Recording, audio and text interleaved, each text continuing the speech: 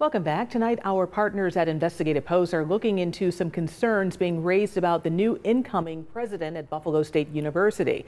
The Faculty Senate at the University of Houston, Victoria has some ethical concerns about their then provost, Chance Glenn, but that faculty group raised them over potential conflicts of interest involving his position at the school and a private research company that he founded.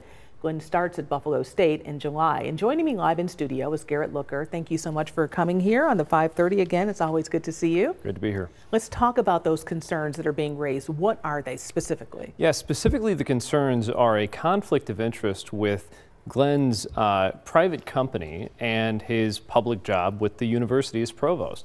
Those concerns were around how much time he was spending on his private company, as well as a grant that was awarded through the National Science Federation for about $273,000 regarding where he was doing that research on public university space and if he was benefiting from that grant financially and not paying the university.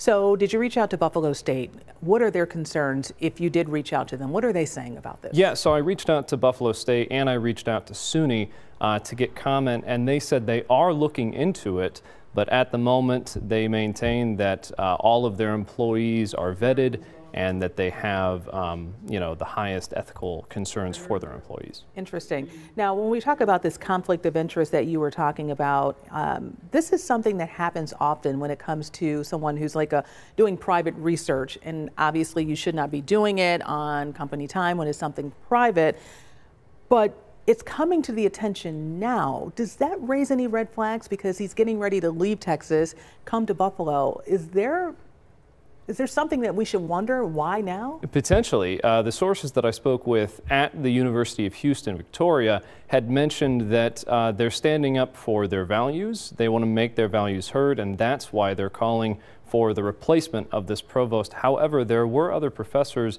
that I spoke with on background that suggested that this is a bit of a stunt. And this is something that happens often because also students benefit from this. When I think at the University of Buffalo or any university, students are sometimes involved with this. So could this be something that maybe SUNY looks at and says, maybe we need to reconsider, or that's not even in the cards? I believe it's too early to tell on that. As I had mentioned, SUNY did respond saying they're looking into it. At the moment, we don't know how far they'll take it or what conclusions they'll come to. We do know that some faculty members here at Buffalo State are concerned, but their concerns mirror those that are in Texas. And just quickly, just to be transparent here, you had to check a lot of boxes to make sure that this was actually happening and true. Yes, had to call a lot of people. Unfortunately, a lot of people didn't call me back. But the local newspaper there in Victoria, Texas also did the reporting and in communication with their journalist verified some of the facts of this case. And nothing from the president at this particular time? The president of the Houston Victoria University did speak to me on the phone for a very, very brief phone call and then hung up. But maintained that no comment was to be made. What else is Buffalo State trying to do with this?